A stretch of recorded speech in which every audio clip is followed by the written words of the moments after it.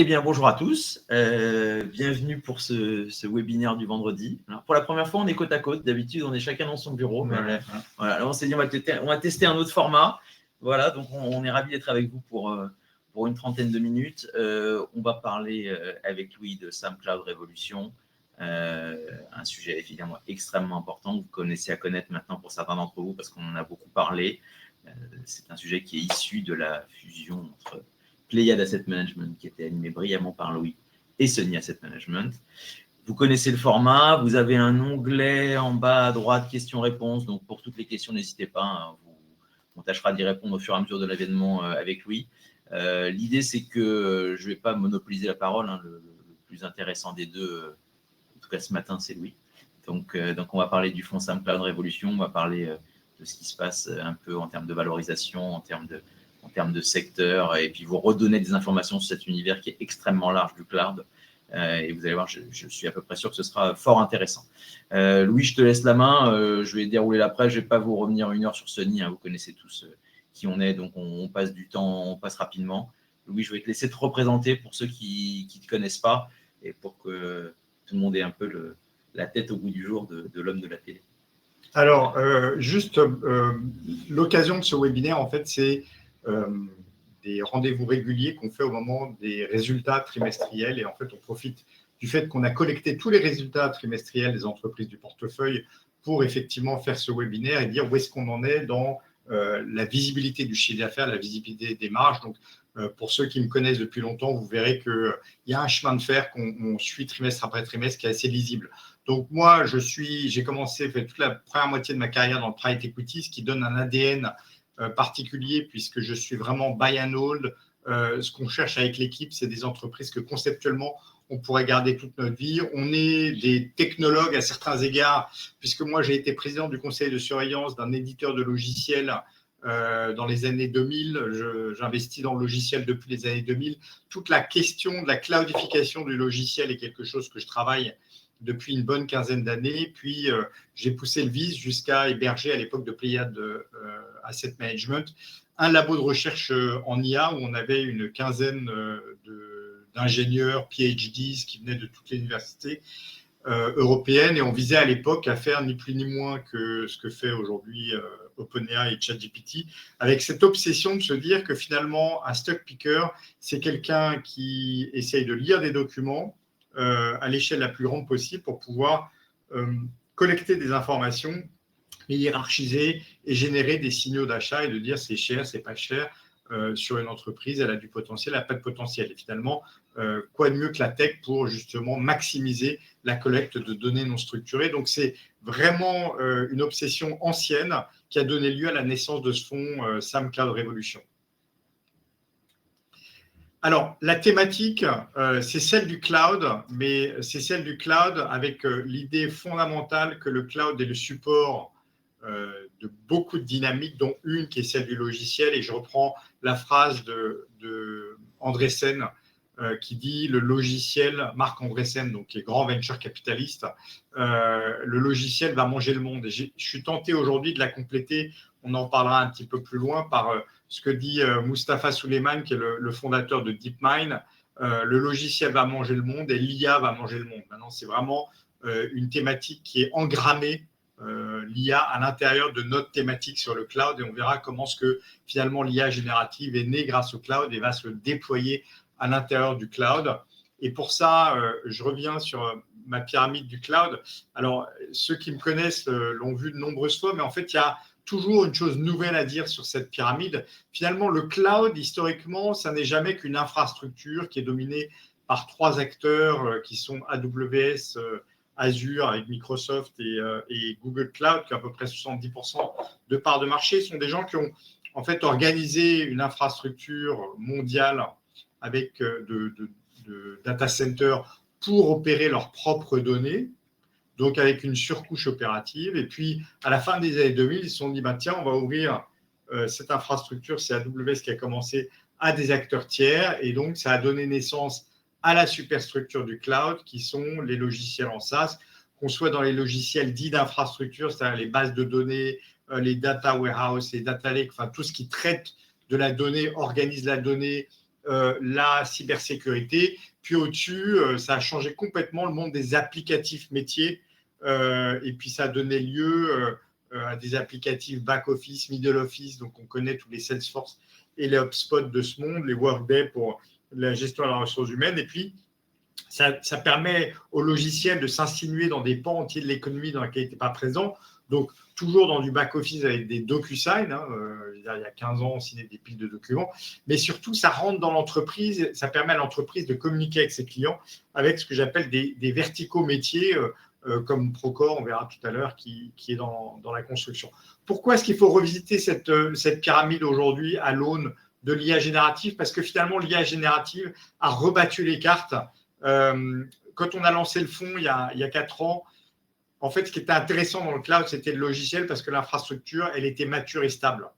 L'IA générative a changé l'infrastructure. Elle est maintenant en ébullition, en mutation. Elle est en croissance et se sont imposés des acteurs en dessous qui sont les acteurs qui fournissent ce nouveau hardware pour cette infrastructure qui est changeante. Notre thèse, c'est toujours que l'IA générative, dans une première phase, il faut une construction. Alors, il n'y a aucun doute sur le fait que c'est la révolution technologique de notre génération. Et je viens de finir le livre de Ray Kurzweil qui s'appelle The Singularity is Nearer, dont je parlerai probablement dans une vidéo à un moment ou l'autre, mais qui montre que c'est une révolution beaucoup plus profonde que ce qu'on anticipe et beaucoup plus rapide que ce qu'on anticipe. Maintenant, il y a une construction d'une infrastructure et qui a fait les joies et le plaisir de NVIDIA avec des chiffres stratosphériques, mais la monétisation à un moment ou l'autre, c'est des gens qui payent. Et les gens qui payent, ils vont largement payer à travers les logiciels, parce que les logiciels dans l'entreprise sont déjà installés dans ce qu'on appelle le workflow.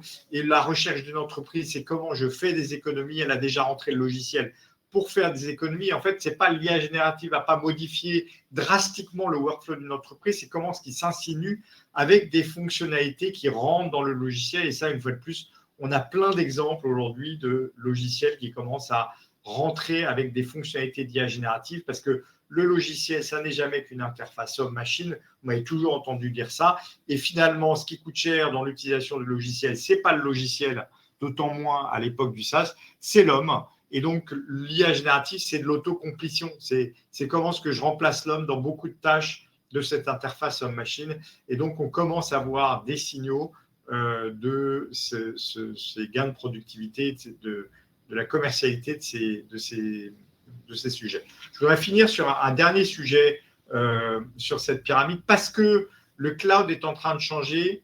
Il y a aujourd'hui, et je pense vous en avez entendu parler, une course à l'armement, on va dire, sur les infrastructures qui est absolument massive. On a vu que lors du voyage du président américain dans le Moyen-Orient, il y a eu des engagements extrêmement forts des pays locaux pour déployer l'IA générative. Je crois que l'Arabie Saoudite a donné gratuitement ChatGPT 4 Pro, donc le plan à $20 à tous ses citoyens. Donc, il y a des ambitions extrêmement importantes et on se rend compte que le goulot d'étranglement est probablement l'énergie. Donc, l'IA égale énergie. Et donc, il y a une révolution énergétique en cours totalement liée à cette révolution digitale qu'on est en train de traverser. Donc, avec Christophe, on a beaucoup discuté et moi, je crois vraiment à l'investissement qui est knowledge base, d'accord ? C'est-à-dire qu'on investit que dans des entreprises que l'on connaît bien. Et donc, on est en voie d'investiguer tous ces champs et probablement d'enrichir l'équipe, certainement d'enrichir l'équipe. Et, on aura une annonce qui sera faite la semaine prochaine autour de ça. Mais on va commencer à investiguer justement le bas de la pyramide, là où jusqu'à présent, pour des raisons évidentes, on était dans le haut de la pyramide. Mais on pense que cette révolution digitale, il faut la prendre dans son entièreté pour pouvoir capter les bonnes performances. Oui, alors pour ajouter un élément, c'est vrai qu'on se parle beaucoup avec Louis. Et moi, ce qui m'a marqué et ce qui continue de me marquer, d'ailleurs, parce qu'évidemment, vous devez vous en douter, cette présentation, on l'a fait plusieurs fois, on l'a écoutée plusieurs fois, on l'a construite plusieurs fois. Moi, il y a toujours une chose qui me sidère de façon systématique, c'est le côté irréversible. C'est-à-dire que pour moi, s'il y a un argument à retenir de tout ce qu'on est en train de se raconter, c'est qu'on ne va pas revenir en arrière. Ouais. C'est impossible. C'est-à-dire qu'on ne va pas demain réacheter des machines à écrire. C'est impossible. L'ensemble de nos univers, quels que soient les métiers, quelle que soit la taille des entreprises, quels que soient les endroits dans le monde où on se trouve, vont être touchés d'une manière, alors quand je dis touché, ce n'est pas le bon mot, mais vont être d'une manière ou une autre touchés par ce qu'on est en train de faire là. Et ça, c'est un élément qui est absolument incroyable et qui se raconte assez bien aussi à un client final. C'est-à-dire qu'il y a un côté simple dans l'explication. Alors évidemment, on parle de quelques outils qui peuvent être un peu complexes, mais c'est simple dans l'explication. C'est-à-dire que le côté irréversible, tout le monde l'a compris, et ça permet de se réassurer sur un horizon de terme un peu plus long pour se dire, oui, à horizon 1 an, 3 ans, 5 ans, 10 ans, j'en sais rien, mais c'est sûr que cette thématique, c'est une thématique de très long terme qui ne va pas revenir en arrière. Et ça, pour moi, c'est l'élément le plus important. Alors, on aime bien justement montrer où sont nos entreprises. Alors, on faisait avant Uber, on s'est dit, bon, John Deere, là, il y a 18 mois, on était aux États-Unis avec Maxence et on a regardé la présentation de John Deere qui concluait cette présentation en disant, nous sommes une entreprise technologique qui, il se trouve, fait des tracteurs. Et dans le livre de Suleiman Mustafa Suleyman, le fondateur de DeepMind, il parle de toute l'histoire de John Deere et comment John Deere est en train de se transformer en fait en société de robots. Et John Deere se transforme en société de robots parce que le cloud. Autrement dit, John Deere, par le cloud, utilise des algorithmes qui optimisent de manière de plus en plus, avec de plus en plus d'ampleur, ces tracteurs et tous les robots qu'il utilise aujourd'hui, qui s'utilisent dans l'agriculture. Et donc, c'est amusant de regarder derrière John Deere quel est le stack technologique de John Deere. Et on s'aperçoit qu'il y a 15-20 entreprises qui sont ou qui ont été dans notre portefeuille depuis l'infrastructure alors ils ont un cloud hybride qui utilise Nutanix, ils ont Dassault Systèmes dans la conception de leurs produits, ils sont interfacés avec Samsara pour la localisation et l'IoT, ils utilisent GitLab pour le codage, dans la gestion des données, ça va de la base de notre SQL, MongoDB, l'observabilité avec Datadog, qui est une entreprise américaine fondée par des Français, tout leur service client est géré à travers des apps qui utilisent Twilio, Cinch, opérés par ServiceNow. Bon, je ne vais pas toutes les faire, mais on voit que finalement, dans quoi investit-on ? On investit chez Sam Cloud Revolution dans ce que j'appelle les tech enablers. En fait, ce qu'il faut comprendre, c'est que toutes les entreprises, y compris celles qu'on imagine être le plus de la vieille économie, puisque John Deere, au XVIIIe siècle, a juste inventé le soc de charrue en acier inoxydable, eh bien, ça, on ne peut pas imaginer plus loin de la tech. Ben, finalement, toutes les entreprises sont appelées à devenir tech. Et je sais que, vu de l'Europe, on voit la tech comme un truc un peu magique et un peu américain. Mais non, la tech envahit le monde et ils vont envahir les processus d'entreprise. Et c'est pour ça que nous, on est très focalisés sur la tech B2B. Un point de précision quand même, parce que même si nous, on le sait, toutes les boîtes dont on parle là, qui sont dans le stack technologique de John Deere, sont des boîtes qui sont cotées en bourse, donc liquidité quotidienne, ouais. Et c'est des boîtes dans lesquelles on peut investir et qui ont des tailles de capitalisation boursière qui sont très importantes. Ouais. Ce pas des petites PME qui ont décidé dans un coin de garage de créer un logiciel. Donc c'est un autre élément qui est extrêmement important. Toutes ces boîtes sont cotées en Europe ou aux États-Unis, mais avec des tailles de capitalisation boursière extrêmement importantes qui montrent bien quand même le côté inéluctable et irréversible de la thématique dont on parle aujourd'hui. Oui, la capi médiane du fonds, c'est 25 milliards de dollars quand même. Alors aux États-Unis, c'est considéré comme la mid-cap, mais c'est 25 milliards. Juste 2 exemples rapides d'entreprises pour comprendre la puissance de ces business models et la vitesse de déploiement. En fait, il faut comprendre qu'on est dans un secteur qui travaille sur de l'abonnement, qui est payé d'avance, avec quasiment aucun investissement physique. Et donc, ça nous donne une entreprise comme Monday, qui est ce qu'on appelle à l'origine un workOS israélien. Et donc, il y a eu cette croissance extrêmement rapide, puisque ça faisait 78 millions de dollars en 2019, et que je suis un peu miro, donc c'est pour ça que je me rapproche en 2024. 972. Voilà, donc c'est un multiplicateur tel qu'on en voit rarement dans l'histoire économique. Ils ont commencé donc avec une application pour aider les entreprises, les équipes à construire un projet, donc qui intervient à quel moment. Puis ils ont développé une suite CRM, puis ils ont développé une base de données, puis un outil de développement. Et donc progressivement, ils vendent de plus en plus à leurs clients. Et ce qui est intéressant, et ça c'est l'archétype ou la définition même du pricing power, c'est que toutes ces entreprises sont donc dans les OPEX de leurs clients, donc dans les coûts de leurs clients, ce n'est pas des coûts d'investissement, mais surtout représentent une part epsilonesque de la part des coûts de ces entreprises. C'est pour ça que quand elles offrent une solution intéressante, elles pénètrent de plus en plus d'entreprises. Et donc, on est dans des business models qui ont plus que 100% de récurrence, puisque notre portefeuille, c'est 113% de récurrence. Ce que ça veut dire par 113% de récurrence, c'est qu'on perd très peu de clients année après année, mais qu'on vend aux clients qu'on avait déjà l'année dernière 13% de plus que ce qu'on leur a vendu l'année d'avant. On pénètre de plus en plus, on crée des nouvelles fonctionnalités. Ça propulse avec des plans d'abonnement ou de consommation payée d'avance. Ça permet à ces entreprises de propulser des croissances de chiffre d'affaires qui sont extraordinaires. Le cas d'après, c'est Procore, que je trouve extrêmement intéressant puisque c'est une entreprise, c'est ce qu'on appelle un vertical métier, qui s'adresse aux grands chantiers de construction de BTP. En fait, il faut comprendre qu'il y a des centaines d'intervenants dans un grand chantier de BTP et donc l'optimisation de leurs interventions sont clés et aujourd'hui, cette optimisation, elle est largement faite sur Excel et ça mène à des erreurs et on estime que dans le coût d'un grand projet de BDP, il y a 3 à 5% du coût qui est lié à ces erreurs. C'est colossal. Et en fait, Procore, pour chaque projet, c'est une plateforme sur laquelle tous les intervenants se branchent et qui permet d'optimiser donc les interventions, qui utilise déjà maintenant l'IA pour les optimiser, qui permet à chacun d'avoir une visualisation et qui permet maintenant, en plus, d'être une marketplace où chacun se paye. Donc, ça optimise grandement toutes les interventions. Et ça, voilà, le taux de pénétration, en face, vous avez Excel. Ce n'est pas qu'il faut déplacer Microsoft ou un géant de la tech, c'est Excel. Donc, c'est extrêmement excitant et c'est pour ça qu'on voit que, pareil, le chiffre d'affaires est passé en 2019 de 289 millions de dollars à 1,1 milliard en 2024, soit l'année dernière. Donc, c'est une croissance très puissante. Voilà 2 exemples d'entreprises pour comprendre la dynamique.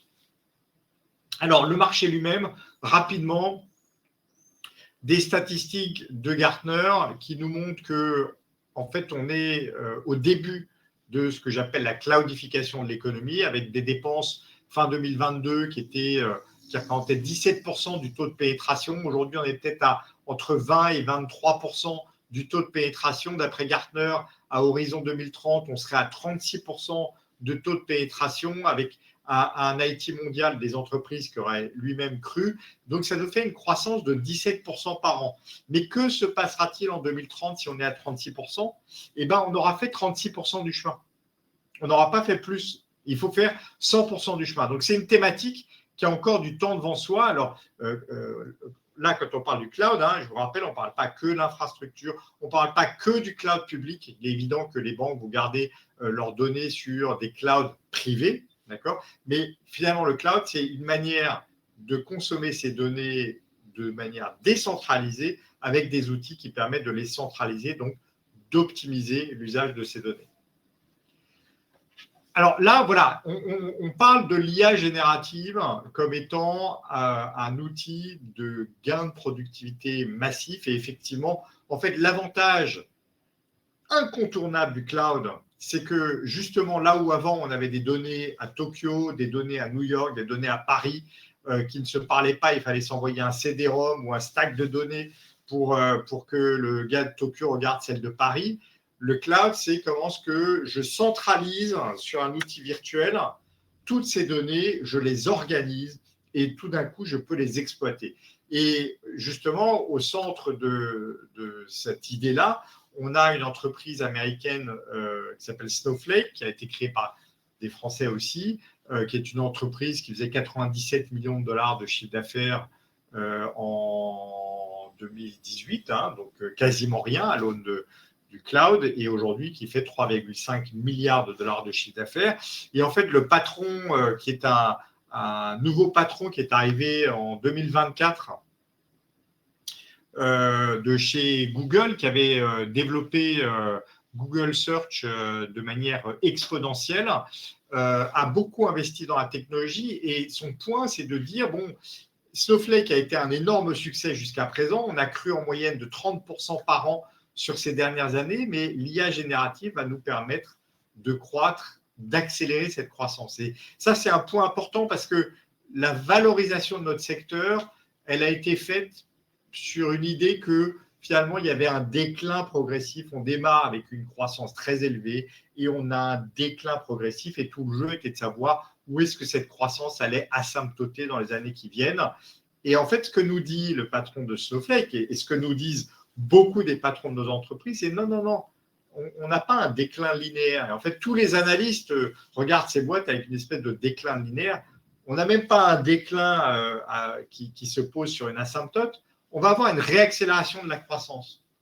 Parce que l'IA générative, parce qu'on peut tout d'un coup, c'est un peu comme dans le pétrole, à un moment ou l'autre, on disait il y a peak oil qui va arriver parce qu'on ne trouve plus de pétrole. Et puis la technologie a fait que tout d'un coup, on a trouvé du pétrole partout sur Terre, on pouvait l'exploiter. Bon, c'est ça qui se passe à l'heure actuelle avec l'IA générative. Donc on va voir un redémarrage de la croissance.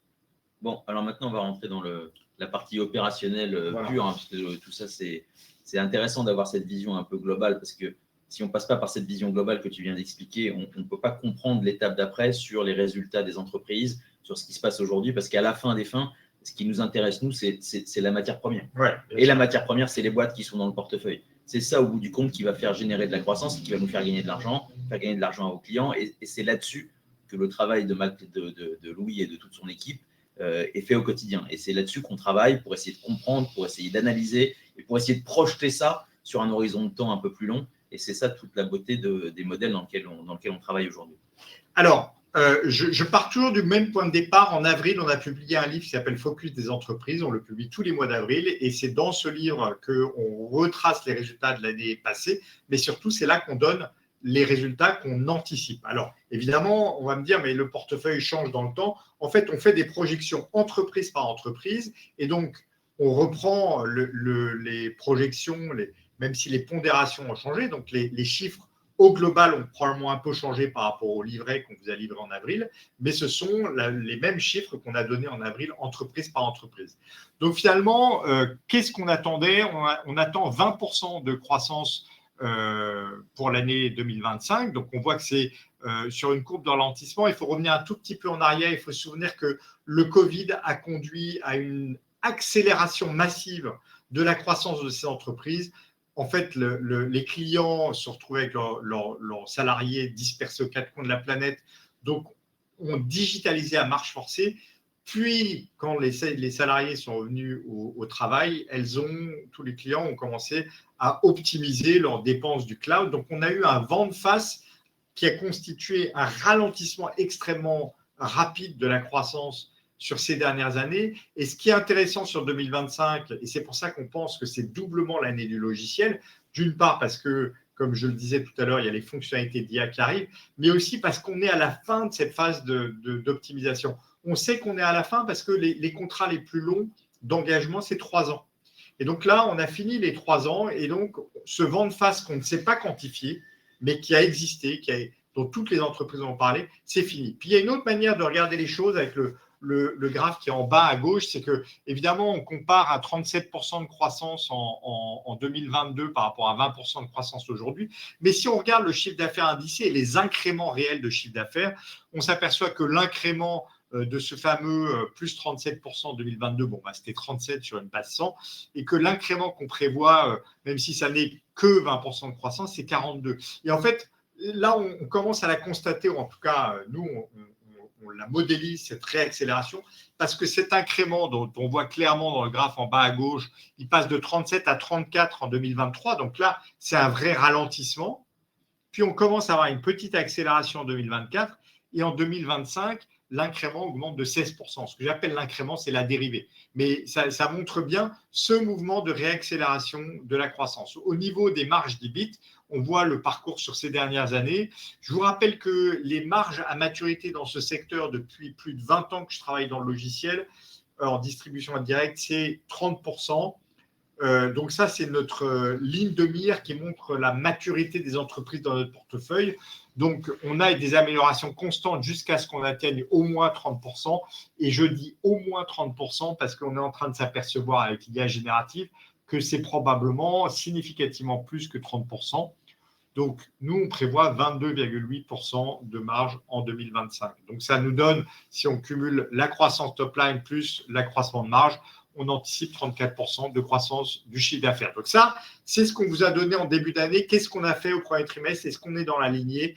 On va regarder ça d'abord sur la croissance. Rapidement, on est toujours sur une croissance au-dessus de 20%. Et le graphe en bas du slide montre clairement, alors on a mis les 3 années trimestre après trimestre, on voit vraiment qu'on stabilise aujourd'hui la croissance et qu'on est proche d'un redémarrage et probablement d'une réaccélération de notre croissance. Aujourd'hui, c'est presque palpable. D'accord, on est sur une espèce d'asymptote et on redémarre. Voilà. En ce qui concerne les marges, elles sont toujours en progression. Je vous rappelle qu'on a 3 types d'entreprises dans le portefeuille. Historiquement, on voulait faire à peu près 25% des plus grandes, ce qu'on appelle les avancées. Ce sont les entreprises qui pèsent plus de 100 milliards de capitalisation, qui ont pour caractéristique d'avoir une croissance qui est entre 10 et 20%, mais des marges qui sont arrivées à maturité, enfin le pensait-on ou le pense-t-on, mais en tout cas qui sont au-dessus de 30%. Le cœur du portefeuille, c'est ce qu'on appelle les ascensionnistes, les entreprises qui ont passé le point d'inflexion de la profitabilité, mais qui sont encore en phase de ramp-up de marge et qui ont un profil de croissance un peu plus affirmé que les avancées. Et puis, nous avions une classe qui est en voie de disparition dans le portefeuille, qui sont les prospectives. Et les prospectives étaient des entreprises qui étaient facialement en perte. Alors, je dis toujours facialement en perte parce qu'on est dans un secteur dans lequel on a une visibilité incroyable des ventes et à partir de 100 millions de revenus récurrents annuels, on est structurellement bénéficiaire. Seulement, les entreprises qui ont à 100 millions de revenus récurrents annuels, en général, partent à la course, à la taille, pour occuper le plus vite possible leur marché. Pour ça, elles alignent des commerciaux, elles choisissent de faire des pertes, mais c'est important de comprendre qu'elles choisissent de faire des pertes. Donc, on a vu qu'à partir de 2022-2023, les signaux du marché ont été, on préfère les profits à la croissance. Donc, on a la plupart de nos prospectives qui sont devenues des ascensionnistes de manière totalement mécanique. Aujourd'hui, on n'a plus que 2 entreprises dans cette catégorie. C'est vraiment, et encore 2 entreprises qui sont déjà profitables, mais pas encore de manière suffisamment affirmée pour qu'on les passe dans la classe ascensionniste. Donc, ça, c'est les 3 classes dans notre portefeuille. Mais on voit clairement qu'elles ont toutes augmenté leur marge. Ça donne aussi les profils de marge. Les ascensionnistes sont, on va dire, à mi-chemin. Elles sont à 16,6% de marge à mi-chemin vers la prospérité des avancées. Mais surtout, on voit que les avancées ont, à ce trimestre, augmenté encore leur profil de marge à 33,8%. Et du coup, sur l'ensemble du portefeuille, donc on est à 21,7% au premier trimestre, une répartition qui aujourd'hui, on donne à chaque fois ces escaliers. Parfois, ça donne des messages. Là, ça nous donne juste le message que la répartition de gains de marge est répartie à peu près équitablement par rapport à l'exposition du portefeuille. Donc, l'EBIT, le résultat opérationnel moyen, a cru de 36%. Je vous rappelle qu'on attend 34% sur l'ensemble de l'année. Donc, tout ça est dans la lignée assez harmonieux. Croissance top line plus amélioration des marges. On voit clairement l'effet de levier de la croissance sur les coûts. C'est un métier dans lequel on a une énorme visibilité sur les ventes et la croissance et par conséquent, on fait les recrutements qui vont bien. Donc, on a aussi une visibilité sur les marges. La qualité fondamentale de ce secteur, enfin l'une des qualités, parce que je pense que la récurrence, c'est déjà un bon point, c'est la génération de trésorerie. En fait, les gens parlent marge nette, marge opérationnelle, mais c'est quoi la fonctionnalité d'une entreprise? La fonctionnalité d'une entreprise, elle vous enrichit quand elle crée du cash. Et les entreprises industrielles, j'ai toujours cette métrique en tête de Stellantis il y a 1 an, je crois, qui donnait ses résultats, faisait 10 milliards de résultats opérationnels, c'est beau, mais seulement 4 milliards de cash flow libre. C'est-à-dire ce qui reste une fois qu'on a payé ses stocks, on a payé la maintenance de ses infrastructures, les CAPEX, etc. Dans ce métier, on n'a pas d'infrastructure en CAPEX, on n'a pas de stock et on a des clients qui vous payent d'avance. Donc, on n'a pas des créances clients qui traînent et donc, on a un besoin en fonds de roulement négatif de 25%. Et donc, on est des marges de cash flow libre qui sont très significativement supérieures aux marges opérationnelles. Alors, attention au premier trimestre. Là, on voit par exemple 51% sur les avancées. On a un peu de saisonnalité parce qu'on a certaines entreprises, pas toutes, qui ont leurs abonnements qui sont payés en début d'année. Donc, pof, elles rentrent du cash. Je vous donne un exemple. Viva, la marge de cash flow libre au premier trimestre, c'est 114%. Donc, ça va se lisser dans l'année. Le message est toujours vrai. C'est toujours vrai qu'on a un cash flow libre qui est supérieur. On le verra en base annuelle quand on parlera de valorisation, supérieur à la marge opérationnelle. Mais le premier trimestre est peut-être un peu tordu à cause de ça. Bon, on résume un peu tout ce qu'on est en train de se dire. Je trouve que ce slide, il résume bien la beauté du modèle. Voilà, c'est bien simple. 20% de croissance top line, croissance d'EBIT. Alors, pardon, c'est 34%, j'ai oublié de le corriger. 34% de croissance EBIT. On a 20 milliards de génération de cash flow libre sur 32 entreprises, 20 milliards de dollars, dont 8 ont été affectés à des rachats d'actions. L'année dernière, c'était 6 milliards. Donc, on a une croissance des rachats d'actions. Et surtout, on aurait pu appeler notre fonds trésorerie nette, SAM trésorerie nette, puisque on n'a qu'une entreprise qui a une dette nette, et ça fait partie un peu de notre thèse d'investissement. On a 32 entreprises qui cumulent 72 milliards de dollars de trésorerie nette. Autrement dit, en fait, j'aime bien ce slide parce qu'il faut se souvenir d'une chose. Je sais que quand on est en bourse, on pense que le risque, c'est la volatilité. Mais quand on est investisseur, par exemple, des gens de private equity, ce qu'ils considèrent comme leur risque, c'est la qualité d'un business model et la qualité d'un bilan, ni plus ni moins. Donc, il faut se souvenir qu'on est gérant, mais on est aussi investisseur. Et donc, on a zéro risque sur nos entreprises. On a une très belle visibilité sur le chiffre d'affaires, une très belle visibilité sur les marges, des bilans qui débordent de cash. Et donc, il faut se souvenir que le risque de l'investisseur est minimum. La contrepartie de ça, c'est la valo. Voilà. C'est-à-dire finalement combien ça vaut aujourd'hui, parce que tout ce que tu viens d'expliquer, c'est extrêmement clair. Et c'est vrai que la réflexion qu'on nous fait souvent, et on l'a eu encore il n'y a pas longtemps, c'est de dire si on était sur un portefeuille de sociétés pas cotées en bourse, j'ai envie de dire la présentation s'arrêterait là. Ouais. Dire voilà, ça y est, vous avez compris, on est investi sur des belles boîtes qui ont de la croissance, qui font de la marge opérationnelle de très bonne qualité, qui ont des cash flows récurrents, qui ont de la trésorerie abondante, et donc allons-y, à horizon 5 ans, on va gagner de l'argent. Sauf que dans notre univers à nous de sociétés cotées, la notion de valorisation / de marché, c'est un autre élément qui est extrêmement important. C'est ce qu'on va vous raconter là maintenant parce que c'est un sujet sur lequel on doit évidemment travailler parce que la valo, c'est combien ça coûte en bourse. Mais ça ne veut pas dire forcément que c'est la réalité opérationnelle de combien ça coûte. Ce qu'on voulait faire dans un premier temps, c'est vous montrer, et Louis l'a très bien fait, de dire la réalité opérationnelle des boîtes. Parce qu'au bout du compte, c'est ça qui nous intéresse. Après, on sait que sur un horizon de temps long, ce qu'on est en train de se dire en termes de cash flow, de marge, et de résultats opérationnels, c'est ce qui va nous faire la croissance future et c'est comme ça qu'on va gagner de l'argent. Après, à plus ou moins court terme, on est dans des marchés qui peuvent être volatiles et c'est ça qu'on va expliquer maintenant sur la valorisation de ce qu'on a en portefeuille. Alors, je prends toujours les mêmes outils parce que ça permet justement à chaque rendez-vous de savoir où est-ce qu'on en est et donc j'aime beaucoup ce graphe parce que c'est le graphe de valorisation en multiples de chiffre d'affaires de l'indice BDP Emerging Cloud Index, qui est un indice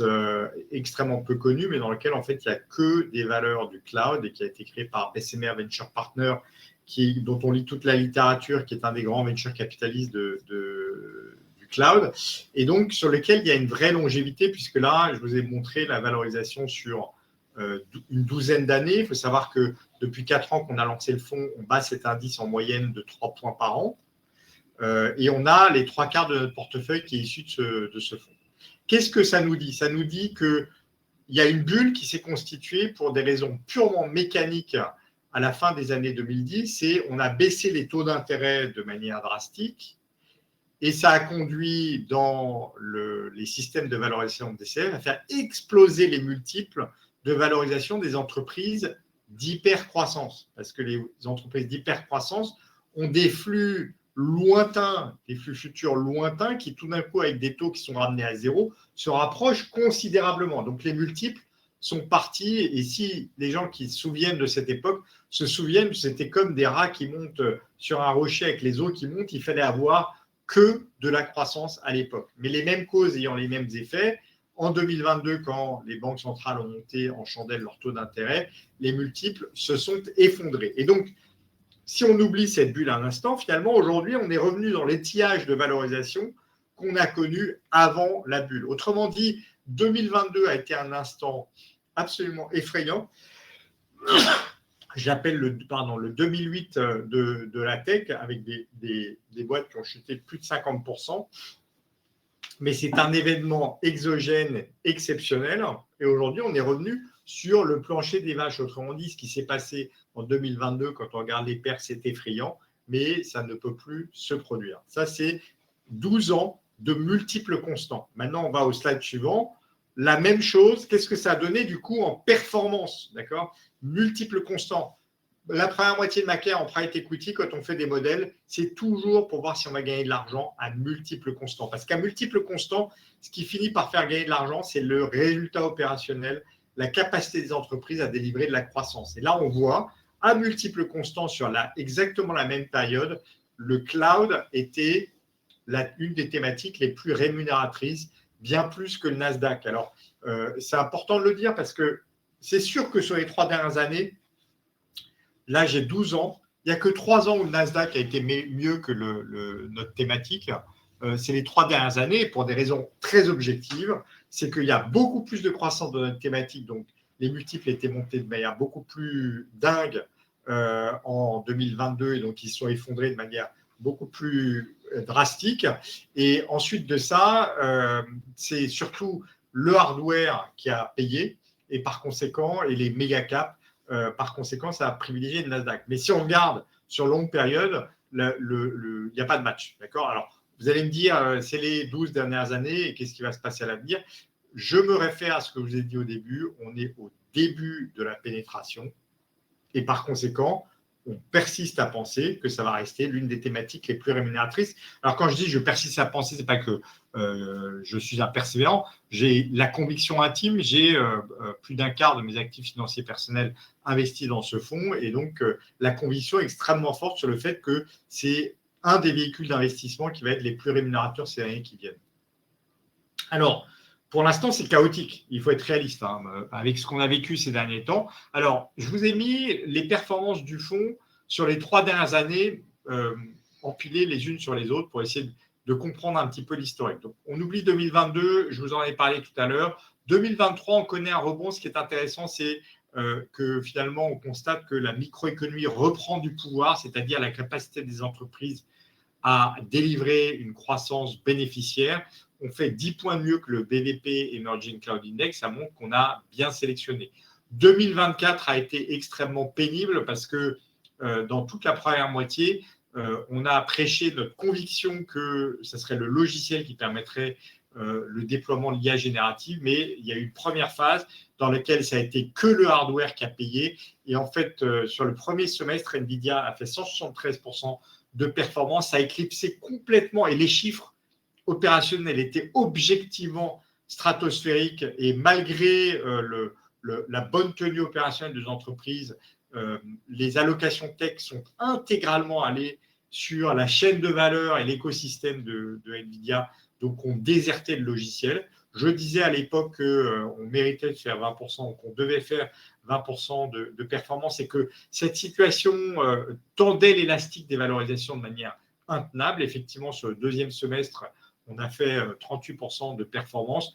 On n'a pas fait des 20% de performance que j'anticipais parce que décembre a rendu. Et puis, 2025, finalement, on connaît un truc qui est un peu similaire à ce qui s'est passé l'année dernière. On rentre dans l'année en disant à tout le monde, c'est l'année du logiciel, on va avoir une réaccélération des ventes. Qui dit réaccélération des ventes dit expansion de multiples.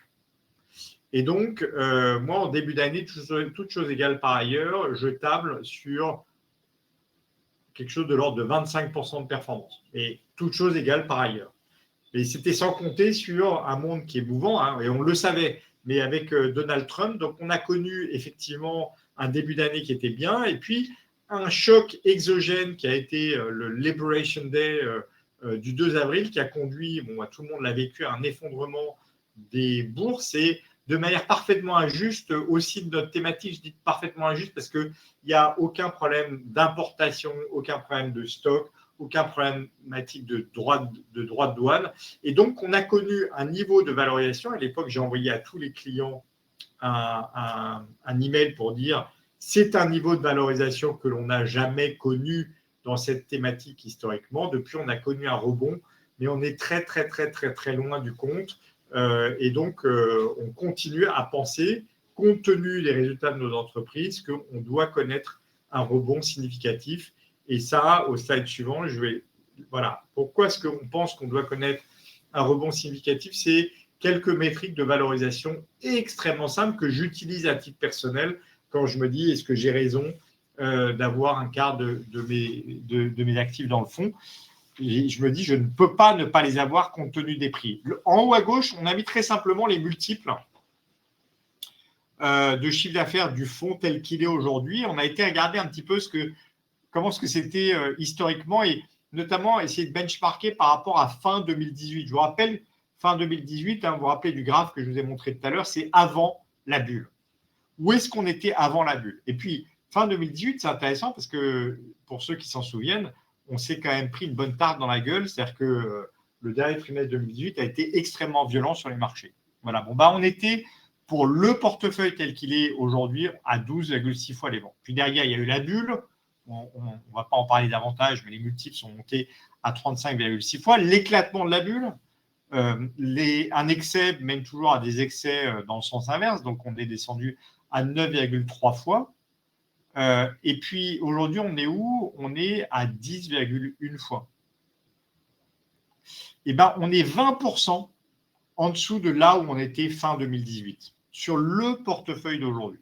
Alors, vous allez me dire des chiffres d'affaires, des multiples de chiffres d'affaires, d'accord, ça vous parle pas nécessairement puisqu'il faut aller regarder les profits. Donc, à droite, je vous ai mis les multiples, à aujourd'hui, les multiples de résultats opérationnels. Et j'ai mis à côté les multiples de free cash flow, puisque je vous rappelle qu'on est dans un secteur dans lequel le free cash flow est supérieur, le cash flow libre est supérieur à l'EBIT, ce qui est extrêmement rare.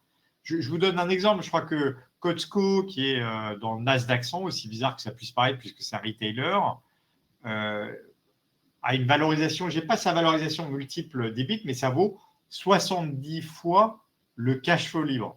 Et le cash flow libre de Costco croît à 3-4%. Donc, premier point, les multiples en haut à droite, vous allez me dire, ouais, c'est quand même des multiples élevés. Quand on parle de 33 fois le résultat opérationnel 2026, ça reste des multiples riches. C'est vrai, facialement, mais un multiple doit être confronté à sa croissance, sinon ça n'a pas de sens. Donc, on revient à une notion qui s'appelle le PEG, le Price Earning to Growth. Alors, nous, on le calcule au niveau de l'EBIT parce que c'est plus pur, parce qu'on est conservateur avec des entreprises qui, en dessous de l'EBIT, en plus, génèrent compte tenu de leur trésorerie, des intérêts. On est à peu près à 3-4 points de marge additionnelle liée aux intérêts. On est dans des entreprises qui ont, dans le passé, perdu de l'argent. Donc, il y a un certain nombre qui ont ce qu'on appelle des tax loss carry forward, donc qui ne payent pas d'impôts. Donc, on est ultra conservateur. Et qu'est-ce que ça nous dit? Ça nous dit qu'on a finalement des multiples d'EBIT confrontés à la croissance attendue de l'EBIT avec des hypothèses sur 2026 qui sont conservatrices. On n'a pas encore publié nos hypothèses boîte par boîte, mais quelque chose me dit qu'on aura une croissance supérieure à celle de 2025. Là, j'ai mis 20% par rapport à 20,4%. Et ça nous donne un PEG, si je me réfère à 2025-2026, qui est entre 1,26 et 1,1. C'est extrêmement bas. Il faut savoir que les géants de la tech sont à 2,5 fois. C'est extrêmement bas pour des business models qui, en plus, sont 100% récurrents, des situations de trésorerie qui sont extrêmement excédentaires. Donc là, pour moi, c'est vraiment l'argument phare. Ces multiples pourraient être de l'ordre de 2 fois à 2,5 fois. Donc, je ne vais pas vous faire un dessin sur ce que ça signifierait sur la valeur liquidative de notre fonds, mais je pense qu'on va connaître, à partir du moment où on observera la réaccélération des ventes, on va voir une expansion des multiples.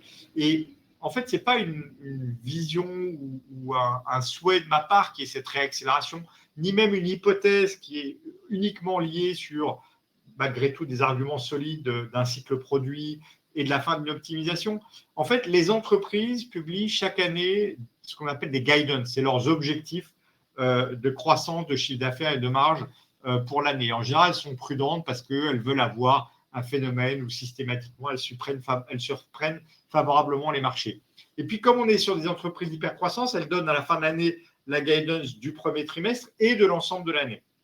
Et on comprend bien que des entreprises d'hypercroissance ont un déclin progressif de la croissance, ce qui fait que de manière quasi mathématique, on a en général leur guidance de croissance du premier trimestre qui est supérieure à la guidance de l'ensemble de l'année, puisqu'on comprend qu'on a un déclin même minime de la croissance trimestre après trimestre. C'est la première fois que cette année, on a plus de la moitié des entreprises qui publient une guidance de croissance sur l'ensemble de l'exercice qui est supérieure à la guidance de croissance sur le premier trimestre. Donc, cette moitié-là d'entreprises prévoit, ça veut dire qu'elle prévoit une réaccélération dans le premier semestre. L'autre moitié d'entreprise, ça ne veut pas dire qu'elle prévoit toujours un déclin de la croissance, ça veut dire que probablement la réaccélération se fait dans la deuxième moitié de l'année. Donc, ça, pour moi, c'est des faits qu'on va observer cette année et qui fait qu'on doit avoir une expansion de multiples en plus de la croissance. Et je vous rappelle que l'année dernière, on a fait 16% de performance. Il y avait peut-être la moitié qui venait de la devise, donc 8% hors devise, avec des chiffres d'affaires en croissance de 20% et des résultats opérationnels en croissance de 45%. Cherchez l'erreur. Et cette année, on est à moins 10 pour l'instant. Alors, on est à 0 hors devise, je pense, mais avec des chiffres d'affaires qui vont croître de 20% et des résultats de 34%. OK. Si ça reste à ce niveau-là, je ne vais pas dire que je change de métier, mais c'est qu'il sera passé quelque chose d'exceptionnel. Parce qu'il faut se souvenir de ce côté inéluctable. Là, on vous a mis les chiffres d'affaires trimestriels depuis le premier trimestre 2022. Donc là, on a 3 années du portefeuille d'aujourd'hui. Et qu'est-ce qu'on constate? C'est qu'il n'y a pas un trimestre dont la barre bleue, qui est le chiffre d'affaires indicé, est en dessous de la barre bleue précédente. Autrement dit, non seulement on a une super croissance annuelle, mais on a une croissance séquentielle trimestre après trimestre qui est quasi inéluctable. Sur 3 ans, le portefeuille d'aujourd'hui a multiplié son chiffre d'affaires par 1,8 fois, ça fait à peu près 22% de croissance moyenne par an. Et puis on voit derrière l'effet de levier incroyable sur la profitabilité. Alors c'est des échelles inversées, mais cet effet de levier avec une petite saisonnalité, ce qui fait que le premier trimestre est toujours en dessous du quatrième trimestre pour des raisons que je ne vais pas écrire ici, mais il y a une saisonnalité. Cet effet de levier fait que quand on a 1,8 fois le chiffre d'affaires, on a 4,3 fois pour le résultat opérationnel. Ça veut dire que sur les 3 années passées, on a un chiffre d'affaires qui en moyenne a cru de 22% et un résultat opérationnel qui a cru en moyenne de 63%. Ça, c'est la réalité de notre portefeuille aujourd'hui. Et quand on se parlera au prochain trimestre, il y aura une barre bleue de plus, elle sera au-dessus, une barre rouge, elle sera au-dessus, y compris, et le trimestre d'après, encore. Donc voilà, ça c'est la mécanique inévitable de notre fonds qui rend cette thématique extrêmement attractive. Et donc, ça me conduit à conclure sur une conclusion qui est toujours plus ou moins la même, mais c'est normal, il n'y a pas de raison qu'on change le positionnement de ce fonds et pourquoi est-ce que ça se passe comme ça. En fait, nous, on a voulu faire de la tech qui est lisible, que vous pouvez comprendre. En fait, cette invasion des applicatifs logiciels, cette invasion du cloud, vous le voyez dans le quotidien de votre vie. Et je sais que la tech, ça peut paraître être un truc complexe, mais là, vous le voyez au quotidien dans votre vie. Donc, c'est ultra lisible et vous voyez bien ce côté inéluctable, même dans votre manière de gérer vos process clients et vos process métiers. Et donc, ça veut dire que c'est une thématique qui est sur une mutation. Ça ne veut pas dire qu'on est complètement immunisé contre les cycles économiques, mais ça veut dire qu'on est largement immunisé. On a été regarder comment se sont comportés les acteurs du cloud dans la crise de 2008-2009 sur un échantillon qu'on regardait. Les boîtes sont passées de 25% à 8% de croissance en 2009 au moment de ce qu'on a appelé presque une dépression, de la récession qu'on n'avait jamais connue, la pire de notre vie. Mais OK, c'est un gros ralentissement, donc on n'est pas complètement immunisé, mais c'est peut-être les seules boîtes qui ont affiché de la croissance cette année-là. Donc là, on est dans le même contexte parce qu'en plus, on est dans des contextes de gain de productivité des entreprises. Et contrairement aux logiciels autrefois, Legacy, qui vendaient aussi du gain de productivité, ils disaient, je vous vends du gain de productivité, ouais, mais il faut faire un gros investissement d'abord. Et alors que là, on est sur de l'abonnement, on est sur la consommation c'est quelque chose qui est beaucoup plus indolore pour les entreprises. C'est transverse et multisectoriel. Alors, c'est transverse et multisectoriel pour plusieurs raisons. D'une, c'est qu'on est en dessous des processus métiers avec tous les logiciels d'infrastructure, mais aussi parce qu'on va aller chercher des logiciels comme Toast, qui fait que de la restauration, ou comme Procore, qui est que sur la construction, ou Viva, qui est que sur le healthcare. Voilà. Et ça nous intéresse beaucoup d'avoir vraiment des entreprises avec des solutions métiers importantes. Ensuite, vous avez compris, on a un tropisme qualité, on va prendre que des leaders dans leurs solutions. Quand on pose la question de la disruption, nous, on évite la disruption ou bien du winner takes all. On prend le winner, quoi qu'il arrive, dans chacune de ces catégories. Et puis, on a l'IA générative qui va être un accélérateur. Ça, on continue à le penser, même si on est très attentif, parce qu'il y a des endroits où il y a de la disruption. Mais on est là justement pour aller regarder et prendre les meilleures opportunités. Et puis voilà, les multiples sont là où ils sont. Je viens de vous décrire, on est dans un point d'entrée qui est attractif. Alors évidemment que le 5 avril, il y avait une occasion extrêmement importante. On avait tous peur. Il faut se souvenir du mot de Warren Buffett. Il faut avoir peur quand les autres sont exubérants, être exubérant quand les autres ont peur. C'est hyper difficile. Moi, ça fait 25 ans que je fais de l'investissement. J'ai dû me discipliner et fermer les yeux. Et toute cette semaine-là, j'ai remis de l'argent personnel sur les marchés en fermant les yeux, en me disant, allez, j'y vais quand même. Mais j'ai la trouille comme tout le monde. Bon, c'est compliqué, mais aujourd'hui, on a un point d'entrée qui est extrêmement attractif parce que les multiples sont bas. Ça ne veut pas dire que les marchés vont pas baisser. Ça veut juste dire que on sait la qualité de la chose et on sait que son prix n'est pas cher. Et ce qui sera moins cher de manière transitoire demain, parce que ce sera toujours de manière transitoire, peut-être, mais il aura tendance à devenir plus cher parce que sa qualité est exceptionnelle. Je crois que c'est pas mal.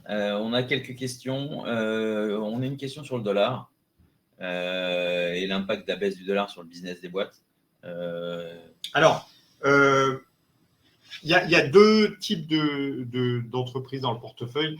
Il y a celles qui sont comme Toast, par exemple, pour l'instant, présents qu'aux États-Unis, donc il n'y a pas d'impact. Et puis après, il y a toutes celles qui sont internationales. Évidemment que l'impact a tendance à être positif, c'est-à-dire qu'elles collectent d'autres devises qui leur donnent aujourd'hui plus de dollars. Donc ça doit être là où l'année dernière, la devise était plutôt… la translation des revenus étrangers était plutôt pas très favorable. Cela dit, les entreprises avaient profité pour augmenter les prix pour que ça leur cogne moins parce que justement, on a un pricing power de dingo. Bon, là, à l'inverse, quand elles vont traduire des chiffres d'affaires en euros, nécessairement, ça va apporter plus de dollars, donc plus de croissance, donc plus de chiffre d'affaires. Ok, bon, écoute, moi j'ai trouvé que c'était bien. Ouais, je crois. Ouais, comme d'habitude, c'est bien, c'était riche, c'était un peu long, mais c'était bien. Non, écoutez, merci beaucoup pour votre attention. C'était une fois de plus un webinaire dense et de qualité, où il y avait une question aussi, on l'a à chaque fois, donc bien évidemment, vous allez recevoir tous les présents, l'ensemble de la présentation qu'on vient de vous projeter. Et si vous avez des questions, évidemment, on est à votre disposition. N'hésitez pas, comme d'habitude, envoyer un mail, un coup de fil. On sera là pour y répondre. Merci à tous pour votre attention. Merci Louis, parce que c'était passionnant. Et on vous dit de passer un bon week-end ensoleillé. Et on vous dit à très bientôt.